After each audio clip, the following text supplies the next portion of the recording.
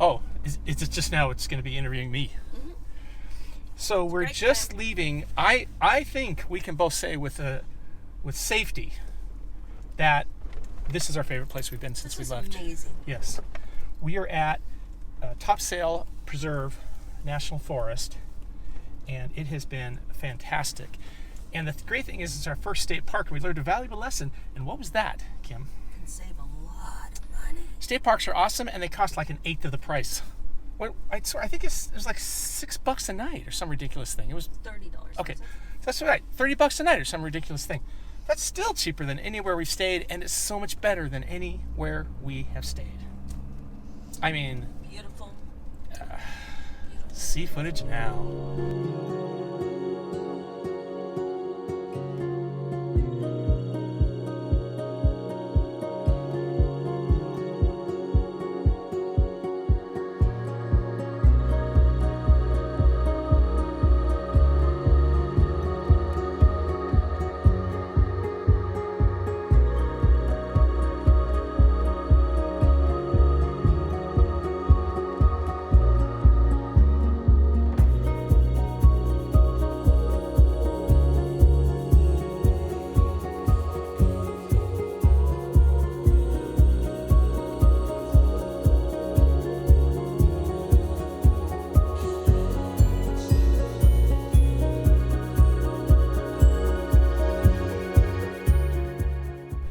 Now we're heading to, Pedego, US 38. In Santa Rosa. Santa Rosa. That's about 20 minutes away, and we don't know where we're going tonight because Kym has a job to do today, and that is find us somewhere to stay tonight. Yeah, wish me luck. And after that, we hope to stay there just 2 nights, and then we're final stop Orlando for 1 month at the Ponderosa in Orlando. I'm excited. I want to stay somewhere for a month. Yeah, it'll be nice to settle down for a bit because I am getting tired, and especially with the launch of our new product at work. It's got me frazzled. But boy, so a couple fun things that happened while we're here. I did get called out by a ranger for riding my bike in the wrong way in an exit. And I got called out by another ranger for flying my drone because apparently, according to Article something of the Florida State something, you cannot fly a drone in any Florida State park, which is interesting because I knew you can't fly drones in any national park. And usually the software on my DJI drone will say, you can't fly here. Literally, it will not let you take off. But this one says recommended, which usually means it's a really swell spot and you should take off your drone. So that was contrary to what the ranger said, which of course I believe the ranger. But that was an interesting lesson learned. Yeah. Mm-hmm. Oh, and my skin tag fell off, sort of. I'm glad everyone was waiting for that. Well, it's disgusting. I'm sure people were waiting for it.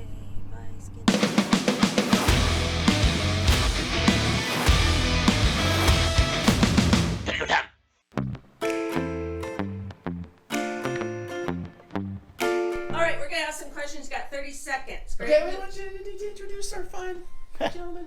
I'm Carl. This is Carl. And I'm Mark. Hi, Mark. Hello. And we're at the... Pedego 38, which we've been waiting a long time to be. So this is a beautiful score.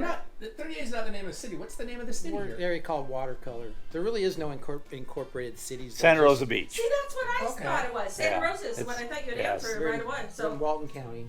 That's why I wondered why it's Pedego 38 instead of Pedego Santa Rosa. But now you kind of... 30 seconds. No. Starting now. Favorite Pedego bike? Ridge Rider. Favorite Pedego color? Black. Where's the last place you rode your Pedego? To work today. What is Pedego backwards? Oh, God.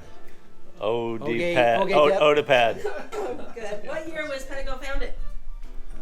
2010 or 9? Who's the president of Pedego? Don. Last name? Because Don's over. Very good. What is the best-selling model in your model? What is the best-selling in your model? Interceptor. It depends on what we can get our hands on. It used to be interceptors, and then it went boomerangs, and Yeah. We're doing more and more boomerangs. So where are we going now? Well, we're pulling into Regan's RV Park, formerly Jellystone RV Park, made famous by one Yogi Bear. Yogi Bear. You think we'll see him? I don't think so. I think licensing rights will say no. How long are we gonna be here? 3 nights, and it's so close to the 10, I can't believe it's not going to be a little noisy. Or maybe not, maybe even we'll sit back. Extra drive back. Well, reviews were mixed, so I'm anxious to see. They say the I'm hospitality going to be here is inside amazing. working for 3 days, so I don't really care, but it'll be interesting to see what you find out to explore around here. Yeah, especially since the weather looks pretty good. So, Yeah, and it's a gorgeous sky. I love the sky. all right, I'm gonna show everybody what it looks like coming into this resort.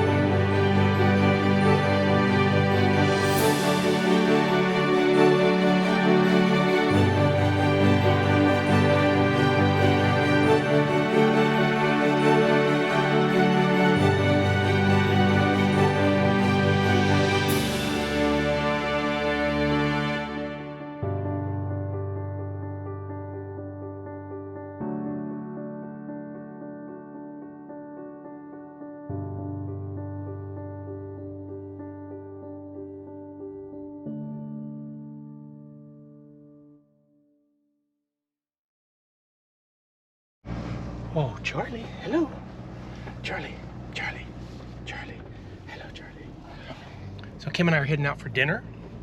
We are at the Regan Family RV Resort. I don't think we've talked about it, and we're not going to talk about it a lot right now, but we really like it here. Kids paradise. Yeah, I mean, we're quite impressed with its scope and scale. It's like a family RV Disneyland. It really is.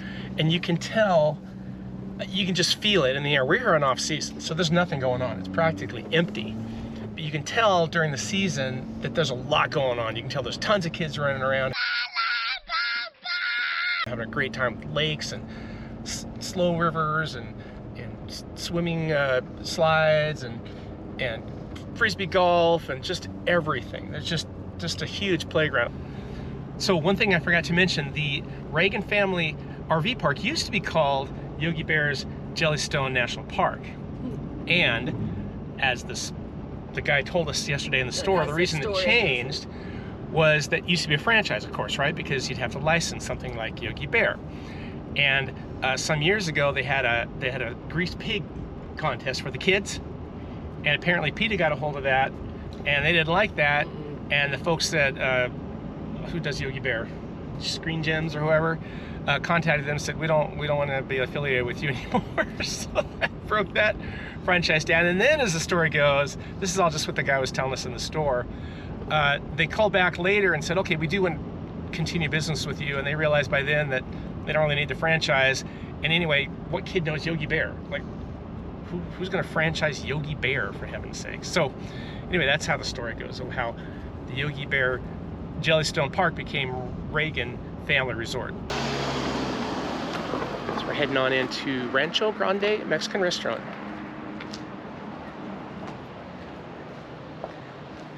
In Madison, Florida, which looks like it's been here a good long time. I mean the city, not the restaurant.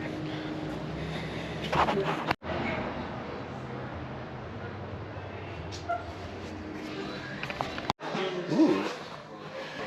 So we just finished eating dinner at Rio Grande. What was it, Rio Grande? Mexican restaurant, and they got a little shop next door. All these curios. I feel like I'm in Mexico.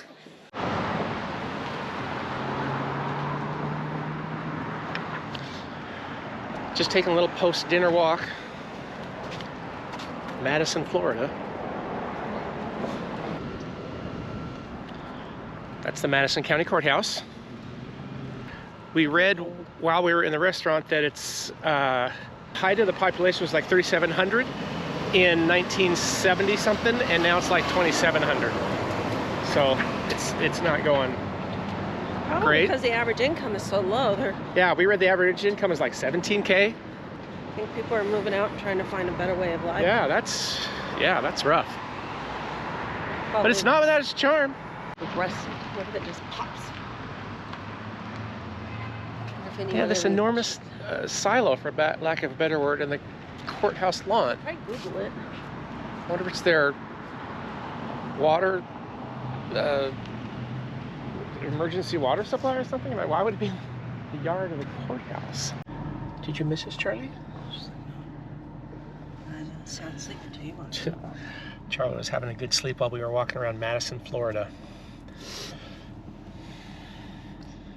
Just one of the million places we never heard of, and now here we are.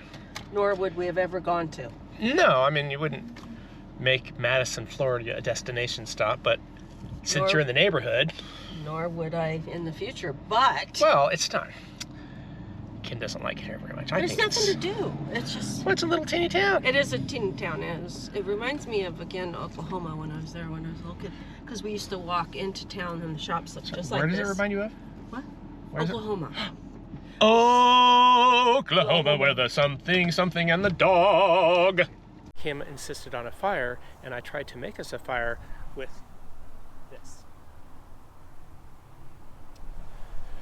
The method of throwing old pieces of paper in there didn't work. The method of putting bacon grease on toilet paper didn't work. I mean, it lit up, but it didn't light the wood. I don't have a hatchet with which to light, to make any kindling, so it didn't go well. So today I'm going to use the traditional age-old method of starting a fire, fire juice.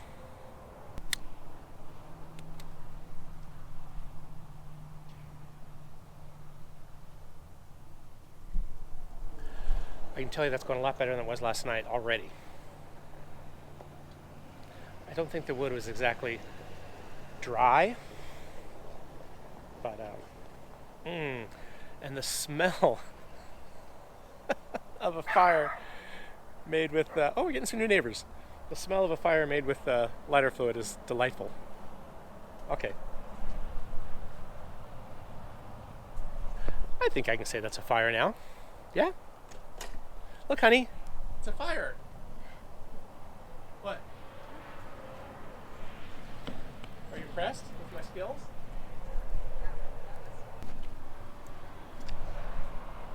It appears a second dose of incendiary is required.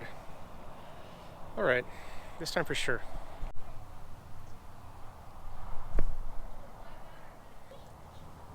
I'm starting to really doubt my fire starting skills. You know, it's funny because I have a backpack in my car that has an emergency fire starting kit, like, you know, flint and steel and some waterproof matches, but they're no good because apparently I can't start a fire even with lighting fluid. So if we were in an emergency situation, we'd be fat out of emergency luck. Try one more time. I bet my best friend David Jones, Scoutmaster David Jones, would know what to do in a situation like this. I'm not completely inept at these things. I know you need kindling. I have no kindling. So I assume an incendiary would do the trick.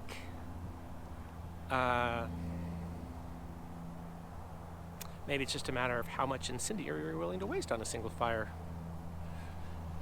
And I'm pretty sure my dad said don't ever do that. Sprinkle lighter fluid into a lit fire.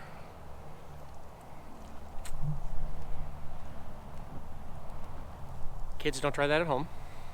And my dad wasn't watching. We're there to the woods and got some kindling.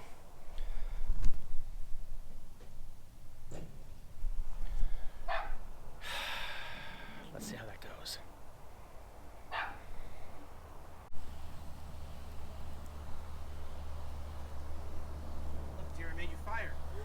Kym! Let's fire together. Orlando.